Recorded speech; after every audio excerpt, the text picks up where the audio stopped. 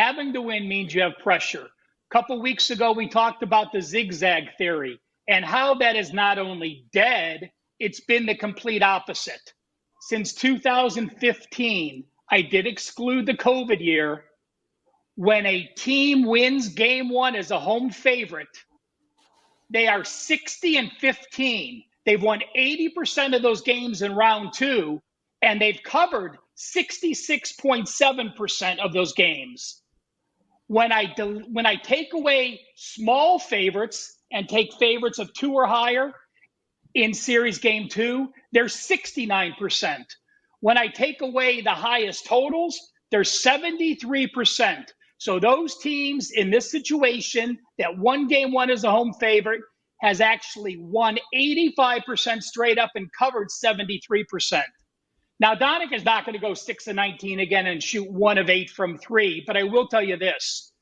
I watched what Dort did at the Pelicans and what he did against Luka in this game. He's been amazing. The guy scored 7 points, and he may be, if he does what he does again in the next couple days, he will be the MVP no matter how many points he scores on the defense he's done.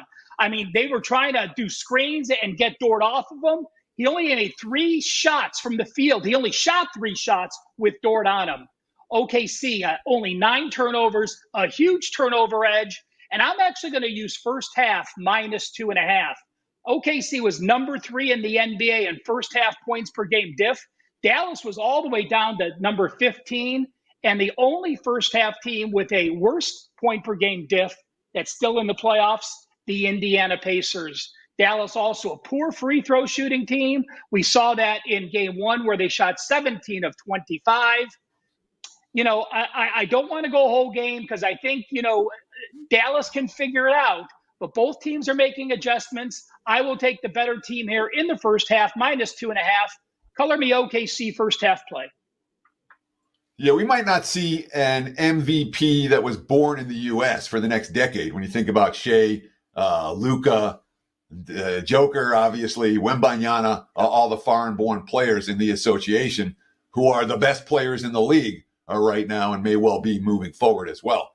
But part of my rationale for looking at Indiana plus the points last night was how good the Pacers have been coming off a loss. They were 9-0 straight up in ATS in that role.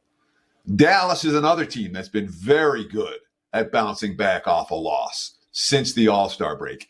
And when we look at their previous playoff history, well, they lost game one against the Clippers, bounced back in game two. They lost game one in their last playoff run in 2022. They lost game one against Utah, won the series. They lost game one and game two against Phoenix, won the series. They lost game one against Golden State and gave them a battle. So they've been adept at losing game ones and then bouncing back for game two, both this year and in seasons past. Does that concern you here? Well, Teddy, I actually just went to the database as you were looking. You are correct. They are 11-3 ATS off a loss on the road. But I'll tell you what, in the first half, they've actually gotten outscored, Teddy, 57.6 to 55.6. So even though they've won 9 of those 14 games and they've covered 11 and 13, I don't need them to lose the game. I just need them to lose the first half. And that's the way the situation is lined up.